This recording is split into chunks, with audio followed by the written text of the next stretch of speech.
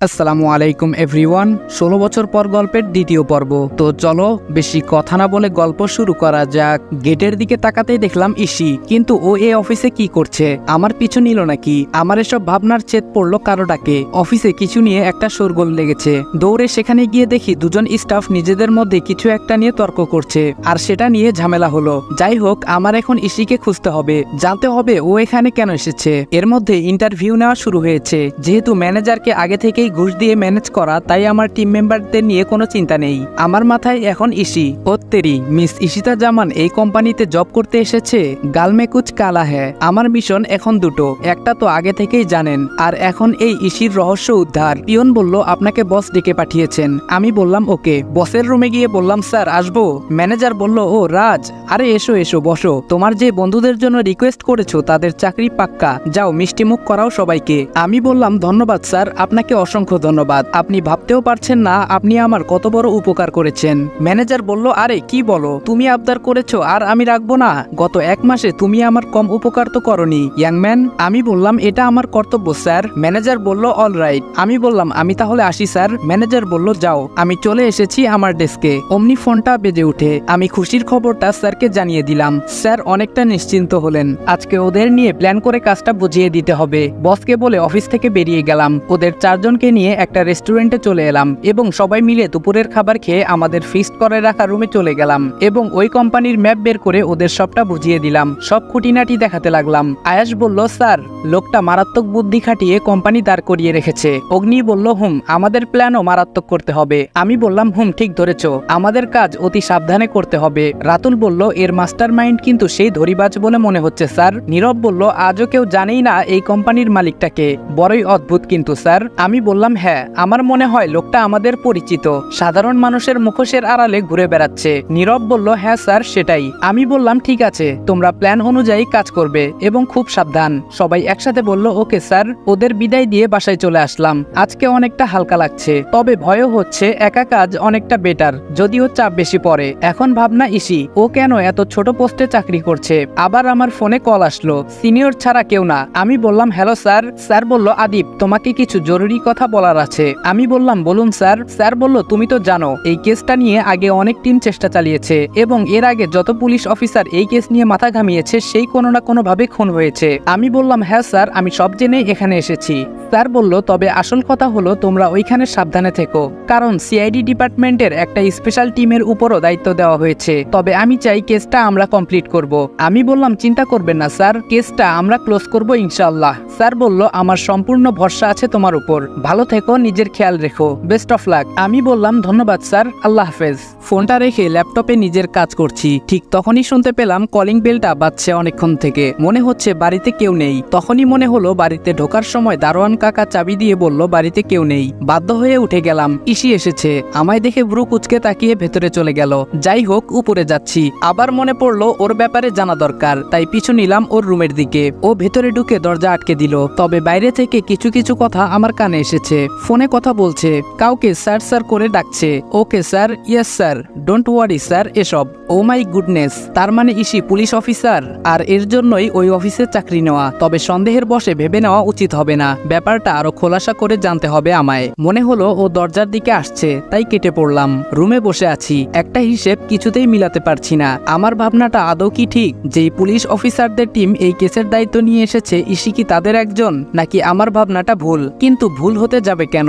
ইশিতা জামান America, London সহ অনেক দেশেই যার বাবার বিজনেস ছড়িয়ে ছিটিয়ে। তার একমাত্র মেয়ে তো উদ্দেশ্য ছাড়া ওই কোম্পানিতে জব করবে না। আর যদি ও সত্যি একজন পুলিশ অফিসার হয়ে থাকে, তাহলে কেন বাড়ির সবাই এটা জানে না? আর ও দেশে আসলো কবে? ধুর, কিচ্ছু বুঝতে পারছি না। এখন দুটো দিক একসাথে হ্যান্ডেল করতে হবে। আমার পকেটে থাকা ফোন বেজে উঠলো। ফোনটা রিসিভ করে বললাম হ্যালো। অপর সাইড থেকে বলল হ্যালো স্যার, আমি অগ্নি বলছি। আমি বললাম হ্যাঁ বলো অগ্নি। অগ্নি বলল স্যার আপনি এই মুহূর্তে কারখানায় আসুন। আমি বললাম ওকে, আমি এক্ষুনি আসছি, তোমরা ওইখানেই থেকো। ফোনটা কেটে দিয়ে রিভলভারটা গুজে বাইকের চাবিটা নিয়ে বেরিয়ে যাচ্ছি। পেছন থেকে কেউ একজন ডাকছে মনে হলো। ঘুরে দেখি আরু ডেকেছে। আরু বলল এই যে ভাইয়া, আপনি কি বের হবেন? আমি বললাম হ্যাঁ। আরু বলল তাহলে প্লিজ ফেরার সময় এই জিনিসগুলো নিয়ে আসবেন, কেমন? এই বলেই একটা কাগজ ধরিয়ে দিল।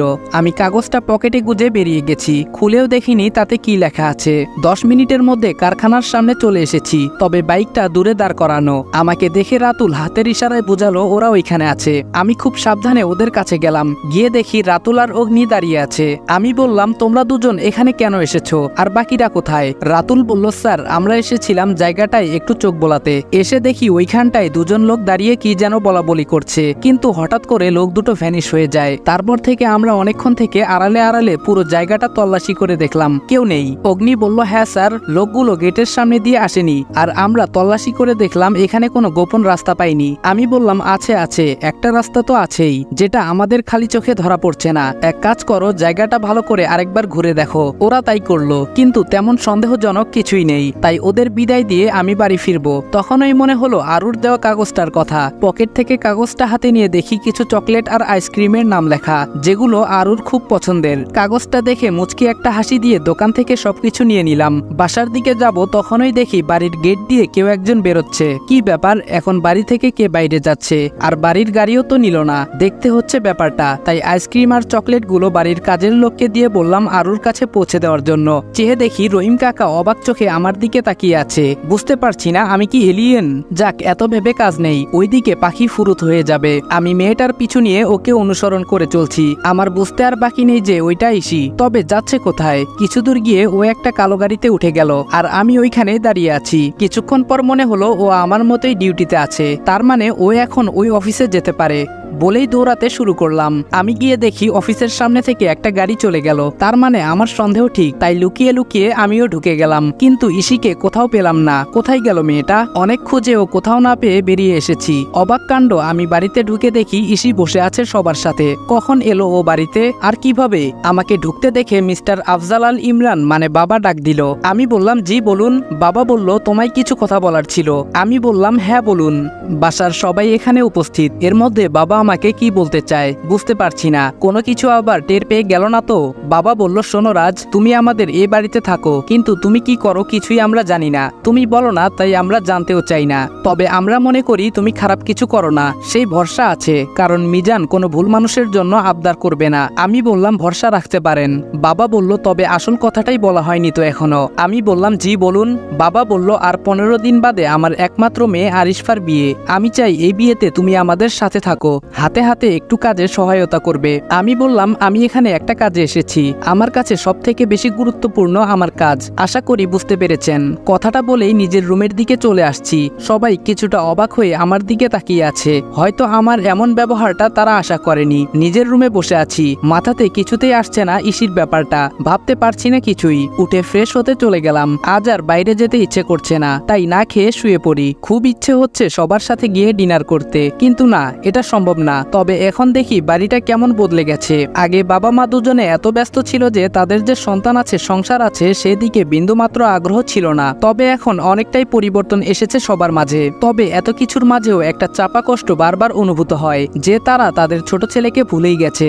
এসব ভাবতে ভাবতে কখন যে চোখ লেগে যায় টের পাইনি। হঠাৎ করে ঘুম ভেঙে যায়। ঘড়িতে তাকিয়ে দেখি 3:30 বাজে। তাই উঠে চলে গেলাম ওয়াশরুমে। সেখান থেকে ওযু করে এসে তাহাজ্জুদের সালাত আদায় করে উঠে বসলাম। এখনো ফজরের আজান দেয়নি, তবে যে কোনো সময় দিতে পারে, তাই অপেক্ষা করলাম। ফজরের নামাজ পড়ে একেবারে ওঠাটাই বেস্ট। নামাজ শেষে নিজের ল্যাপটপটা নিয়ে কাজ করছি, তবে খিদে পেয়েছে প্রচুর। এত সকালে তো কোথাও কোনো দোকানপাট খোলা থাকবে বলে মনে হয় না, তবুও গিয়ে দেখি পাওয়া যায় কিনা। আর যাই হোক, এত খিদে নিয়ে কোনো কাজে মনোযোগ দিতে পারছি না, কিন্তু বের হয়ে ভালোই করেছি, না হলে দেখতে পেতাম না একটা পরীকে। সদর দরজা দিয়ে বের হয়ে বাহিরের দিকে যাওয়ার সময় পেছনে তাকাতেই চোখ যায় ইসির বেলকনির দিকে। খুব সুন্দর লাগছে ওকে দেখতে, একদম প্রাকৃতিক সৌন্দর্যের মাঝে ডুবে গেল যেন আমার চোখ। সকাল সকাল মেয়েরা আর যাই হোক মেকআপ করে না, আর তখনই তাদের আসল রূপটা চোখে পড়ার মতো অবস্থা হয়। তবে ভাবছি এত সকালে ও ঘুম থেকে উঠে গেল, কারণ কি? পরক্ষণেই মনে পড়লো ও তো আমার মতোই একজন দায়িত্বপ্রাপ্ত মানুষ, উঠবে নাই বা কেন? চোখের ঘুম হারাম করে রেখেছে এই কেস। হাঁটতে হাঁটতে সামনে একটা টং দোকান দেখতে পেলাম। যাক, ভাগ্যটা তাহলে ভালোই আমার। সেখান থেকে হালকা নাস্তা খেয়ে বাইরে এলোমেলো ভাবে হাঁটছি। মাথায় চিন্তা একটাই, কে হতে হতে পারে ওই লোকটা? এত নিখুঁতভাবে কি করে নিজেকে আড়াল করে রেখেছে? গত 1.5 মাসে একটা বিষয়ে কনফার্ম হয়ে গেছি, দেশের সবচেয়ে বড় স্মাগলার হলো এই বস। এই কোম্পানির আড়ালে তার আসল মুখোশ রয়েছে। কিন্তু কে সে? হঠাৎ মনে হলো ফোন বাজছে। আমি ফোনটা রিসিভ করে বললাম, ওয়েট, আমি এক্ষুনি আসছি। ফোনটা ছিল নীরবের। ওরা কিছু একটা ক্লু পেয়েছে যার জন্য ফোনটা দিল। বাকিটা চলুন গিয়ে দেখি। আমি রুমে প্রবেশ করতেই ওরা 4 জন উঠে দাঁড়ালো। আমি বললাম, কি পেয়েছো দেখাও। রাতুল আমার দিকে একটা ফাইল এগিয়ে দিল। ফাইলে চোখ বুলিয়ে দেখে আমার মাথা ঘুরতে শুরু করলো। ও মাই গড, তার মানে ওরা এসব এত কমন একটা জায়গাতে রাখতো। অগ্নি বলল, লোকটা অনেক চালাক স্যার। আমি বললাম, আমাদের ভাবনা চিন্তার বাইরে এর বুদ্ধি। তবে আর বেশি দিন এই বুদ্ধি চলতে দেওয়া যাবে না, অনেক হয়েছে। এখন থেকে আমাদের আরো সিরিয়াস হতে হবে, কারণ এই কেসটা সম্পূর্ণ উল্টো। রাতুল বলল, ইয়েস স্যার। আমি বললাম, তোমরা কাজ চালিয়ে যাও, আমি পরবর্তী নির্দেশনা না দেওয়া পর্যন্ত পূর্ব পরিকল্পনা মতে কাজ চালাও। আর হ্যাঁ, সবাই টাইমলি অফিসে পৌঁছে যেও, মনে থাকে যেন। সবাই বলল, ওকে স্যার। সেখান থেকে বেরিয়ে বাসায় এসে নিজেও তৈরি হয়ে নিলাম অফিসের জন্য। আমি অফিসে নিজের ডেস্কে বসে কাজ করছি, তখনই শুনতে পেলাম বাইরে থেকে কেউ নক করছে। পরিচিত কণ্ঠে কেউ বলল, স্যার আসবো? আমি বললাম, আসুন। ভেতরে এসে আমায় দেখে কিছুটা চমকে গেল। ঠিক ধরেছেন, এটা ইসি। আমি কিছুটা অবাকের ভান ধরে বললাম, আপনি এখানে কাজ করেন? ইসি বলল, তার কৈফিয়ত কি আপনাকে দিতে হবে নাকি? আমি বললাম, একদম না। ইসি বলল, ফাইলগুলো দেখে নিন, হয়ে গেলে সাবমিট করে দেব। আমি ফাইলগুলো নিয়ে একটু চোখ বুলালাম, আর চোখে চেয়ে দেখি ও অন্যদিকে মন দিয়ে রেখেছে। আমি ভাবছি কত নিখুঁত অভিনয় করে চলেছে, বলতে গেলে আমার থেকেও এক ধাপ এগিয়ে। এখন মনে হচ্ছে আমাদের প্রফেশন চেঞ্জ করে অভিনয় জগতে ঢুকে গেলে অল্প দিনে ফেমাস হয়ে যেতে পারবো। আমি বললাম, এই যে নিন। কোনো সাড়া নেই। আমি বললাম, ও হ্যালো, কি ভাবছেন? ইসি বলল, আই এম সরি, খেয়াল করিনি। আমি বিড়বিড় করে বললাম, এত চরিত্র একসাথে প্লে করলে মনে থাকবেই বা কি করে? ইসি বলল, কিছু বললেন? আমি বললাম, কই না তো। ইসি বলল, ওকে, থ্যাংক ইউ। আমি বললাম, ইসি বলল, আসছি। কথাটা বলেই চলে গেল। আমি ওর যাওয়ার দিকে তাকিয়ে রইলাম। আচ্ছা, ওর কি আদিবের কথা মনে আছে, নাকি বাকিদের মতো সেও ভুলে গেছে? কথাগুলো ভাবতেই চোখের কোণে পানি চিকচিক করে উঠল। হঠাৎ কেউ বলে উঠল, স্যার আসবো? তাকিয়ে দেখি আয়াস দরজার সামনে দাঁড়িয়ে আছে, চেহারায় একটা চাঞ্চল্যের ভাব। আমি বললাম, এসো। আয়াস বলল, স্যার একটা খবর আছে। আমি বললাম, বলো। আয়াস বলল, স্যার আরসি। আমি বললাম, মানে? আয়াস বলল, হ্যাঁ স্যার, আরসি এর মধ্যে কিছু একটা রহস্য আছে। আমি বললাম, এই আরসি এর সূত্র কোথায় পেলে? অমনি রুমের বাহিরে অগ্নি নক করলো। আমি বললাম, এসো। অগ্নি বলল, স্যার মনে হচ্ছে কিছু একটা পেয়েছি। আমি আর আয়াস দুজনেই উৎসুকভাবে তাকালাম, কি পেয়েছে জানার জন্য।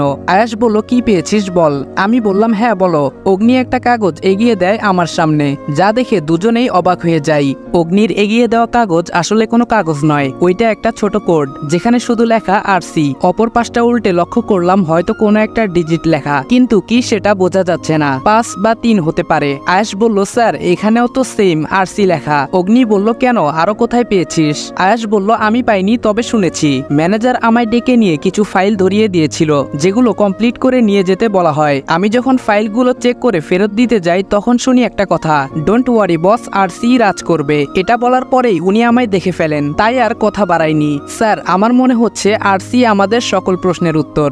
আমি বললাম, হতেও পারে, আবার নাও হতে পারে। অগ্নি বলল, স্যার আমরা কি করে বুঝবো এই আরসিটা আসলে কি?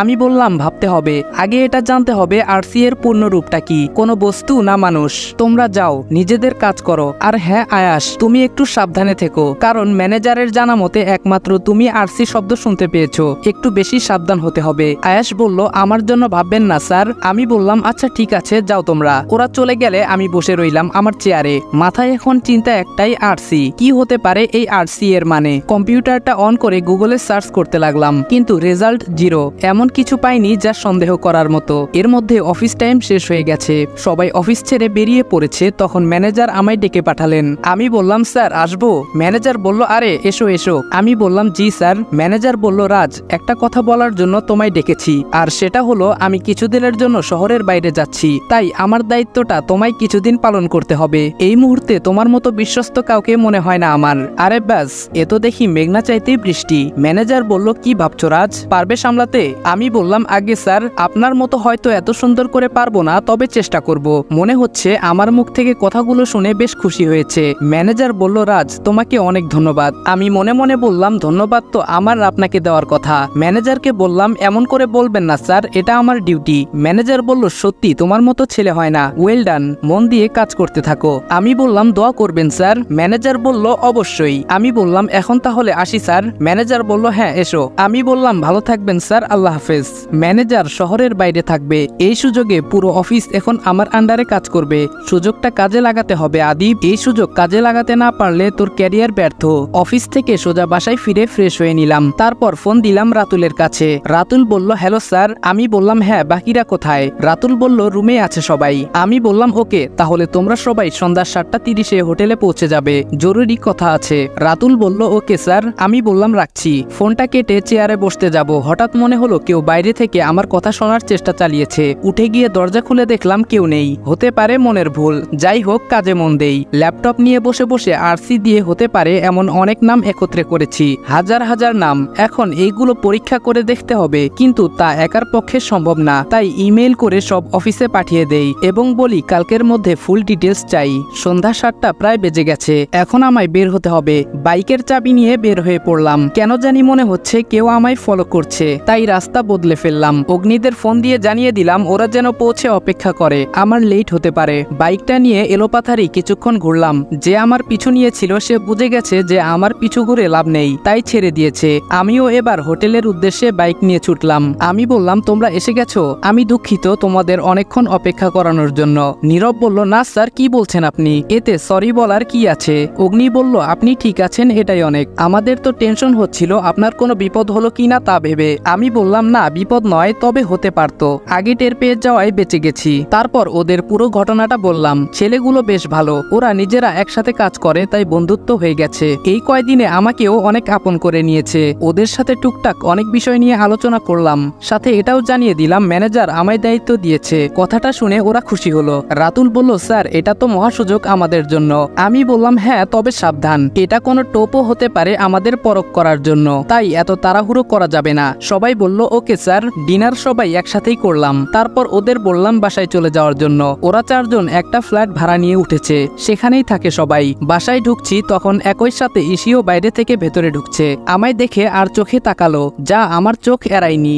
জানেমান লাভ নেই, আমার পিছু নেওয়া এত সহজ না। কথাটা মনে মনে বলেই নিজের অজান্তে একটা ডেবিল হাসি দিয়ে ভেতরে চলে এসেছি। আমি আমার রুমে এসে শুয়ে পড়েছি। শরীরটা খুব ক্লান্ত লাগছে আমার, কখন ঘুমে তলিয়ে গেছি খেয়াল নেই। ঘুম ভেঙে যায় মাঝরাতে, তখন উঠে ফ্রেশ হয়ে এসে কিছু হালকা শুকনো খাবার এনে রেখেছি, তা খেয়ে নিলাম। ল্যাপটপটা অন করেই দেখি অফিস থেকে সকল তথ্য মেইল করে দিয়েছে। আমি সেগুলো খুঁটিয়ে খুঁটিয়ে দেখতে লাগলাম। অনেক নাম আছে এখানে, বড় বড় বিজনেসম্যান, চাকরিজীবী, প্রশাসনের লোক, মন্ত্রী, ম্যাজিস্ট্রেট। আমার সন্দেহের তীর মন্ত্রী, ম্যাজিস্ট্রেট আর বিজনেসম্যানদের দিকেই বারবার ইশারা করছে, কারণ পলিটিক্স কাকে বলে একমাত্র এরাই জানে। ধূর্ত আর কুটবুদ্ধি সম্পন্ন না হলে কোনোটাই করা হয়ে ওঠে না। নাম আর ডিটেলস দেখতে দেখতে হঠাৎ একটা নামের উপর আমার চোখ আটকে যায়। আসসালামু আলাইকুম এভরিওয়ান। 16 বছর পর গল্পের দ্বিতীয় পর্ব এখানেই শেষ করলাম। ভিডিওটা ভালো লাগলে লাইক আর কমেন্ট করে দিও, আর চ্যানেলে নতুন হলে সাবস্ক্রাইব করতে ভুলবে না। তো দেখা হচ্ছে নেক্সট ভিডিওতে, ততক্ষণ ভালো থাকবা, সুস্থ থাকবা, আল্লাহ হাফেজ।